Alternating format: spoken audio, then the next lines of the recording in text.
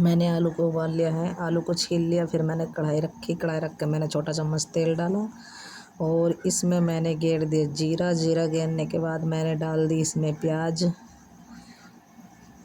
प्याज अच्छे से भून ली मैंने, फिर इसमें छोटा चम्मच हल्दी डाल दी। हल्दी डालने के बाद मैंने इसमें आलू डाल दिए और मैंने इसको अच्छे से मिक्स कर लिया। थोड़ी हरी मिर्च लाल मिर्च डाल दी थी मैंने, इसमें नमक भी मिक्स कर रखा था और मैंने ये शिमला मिर्च के भीतर भर दिया सारा, आप देख सकते हो। एक एक करके मैंने सारी भर दी शिमला मिर्च।